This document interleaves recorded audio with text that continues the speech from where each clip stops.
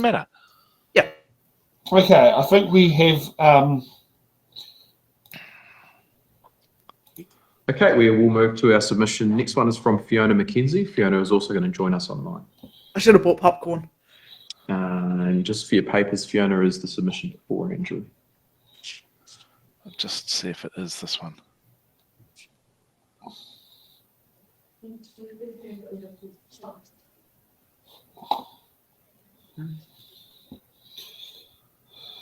Yeah, and we've been doing this for 4 years, these online submissions, and they still haven't got their heads around the tech, eh?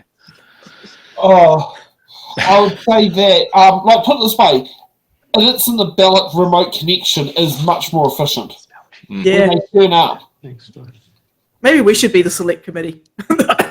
Morning, Fiona. If you're See if we can get the contract. Thank you. See you online there. Thank you, Fiona. Hey, good morning. My name's James Meg. I'm the chair of the Justice Committee. Thank you for being with us this morning to speak to your written submission. We do have your written submission in front of us, so please take that as read. We've got 5 minutes with you this morning to speak to that submission, so if you can take us through it, hit your key points and allow some time for questions at the end, we'd appreciate that, but time is yours, so over to you. Oh. Thank you, James. I'm a little bit in this is contrast to your previous submitter in that I do commend the government for taking steps in the right direction with this bill. I won't go through the whole written submission, but I will just focus on my overarching concern with it as it is and with all legislation, to be honest. She sounds sensible at the moment. It does not go far enough. Just In wait. recent decades, I feel that New Zealanders have been badly let down by all those who have been paid to manage our country, and it's going to take a lot of honesty and simplicity to earn back that trust. For us to be reassured that you care about the good of all New Zealanders, I ask 5 things of you. That's all of you, that's government, that's bureaucracy, that's everybody involved. One is that you assertively defend the public interest in all our natural resources. We, the public, must not be left defenceless, unfunded and unheard when favoured groups are publicly funded to claim the birthright of New Zealanders, and this has certainly happened in the MACA legislation. Secondly, that you ensure that we are all equal before the law, no matter who our ancestry might include or exclude or partly include even. 3, that you ensure the law incorporates transparency, accountability and limits on anyone's power. That's something that's concerned me greatly with a lot of the legislation that's gone through, that there are just no safety nets to undo things when people abuse power. And no matter which group has control, there will always be abuse. Humans are flawed and we must prepare for the worst and hope for the best. To that end, all Don't get me started on legislation climate must change be with that certain, point. easy to understand and be knowable by ordinary New Zealanders. Those essential requirements certainly rule out tikanga, waitapu, compulsory iwi approvals and unspecified koha, and the now out of context 1840 Treaty of Waitangi. Sorry, Yes, Willie, good but stuff. they are unknown by New Zealanders and they're just unfair. The treaty was a wonderful document for its time, but it simply cannot be reinterpreted and reapplied to our blended people totally out of context and in our democracy. In 2024, the Treaty of 1840 is totally redundant. 4, my 5th point, She's 4th got point, big ones. is that common sense and understanding of human psychology and how people will react, or how groups of people will react, and the long-term good of all is inherent in any laws you pass. And if you worry about how the separatists will react, well, we have all seen and heard in recent years that they will never be satisfied until our country is destroyed. Holy moly! And my fifth request is that you appreciate New Zealand's uniqueness.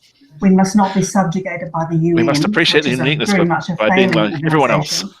We Yeah. cannot be beholden to the UN's diverse and not always pleasant membership, or some of its ridiculous dictates that have no relevance to our country and our people and our history. Many of those only serve to undermine our democracy and our social cohesion. In 2024, Queen Victoria does not rule her empire. Tribes do not. Just to let you know, in 2024, the sovereign was King Charles III, the great-grandson of Queen Victoria, who unfortunately would have been dead by about 120 years.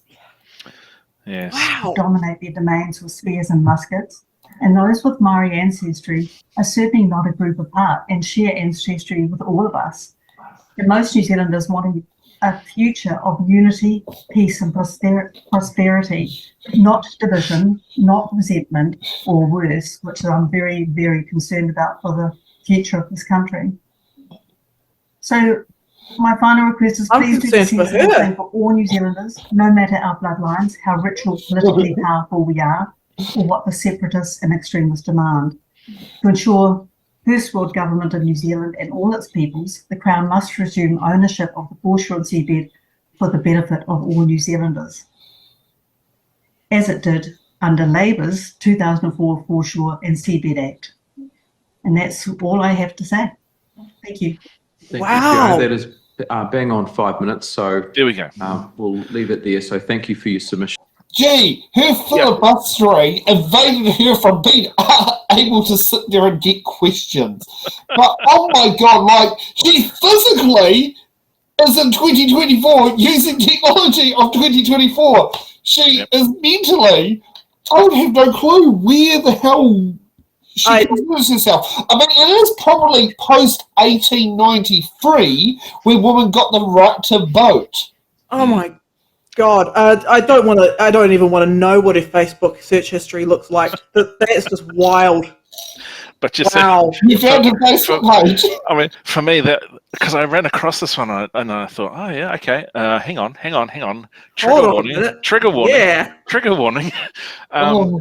And she has the balls, to put this into a New Zealand Parliamentary Select Committee on a topic which is all about trying to find a way through without completely buggering a relationship with a treaty partner. And it's like, oh my, I mean, who's listening? Because somebody's listening to people like her. Someone gave this the green light. Someone looked at her submission and said, "Yeah, we need to hear from her orally." Well, no. I want to know who was responsible for that. No, when it does come to submissions, you can select whether you want to submit orally or not. Yes. They do not sit down there and go through going, we want to hear from you. Now, if you Yep. They do make contact with you. Can you please present this orally? If there's something that's unique or something to it. But generally speaking, you can go tick the box, I would like to present orally. Okay, all right. So to me, this there's so much wrapped up in her submission. So much wrapped up in her submission.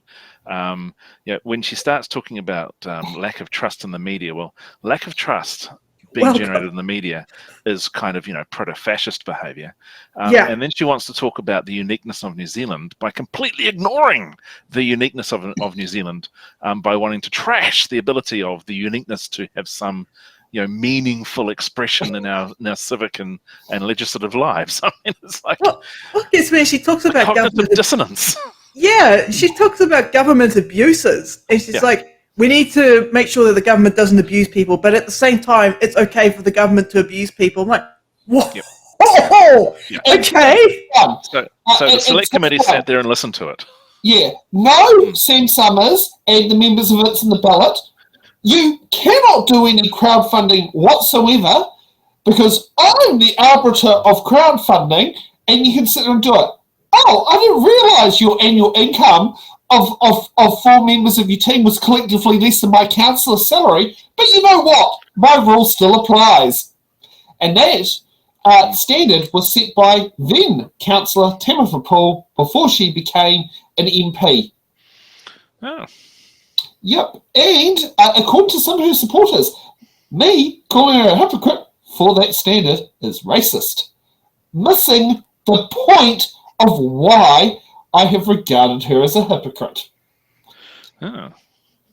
Huh. Yeah, just for those who are wondering, that Tamitha and I do not have a particularly conducive working relationship. However, every other Green MP that I've dealt with, I have no problems with. You know, I'm wiping the sweat off my brow as I'm hearing that. Yeah. Yes. Julian Gentle, my local MP, is absolutely great to deal with.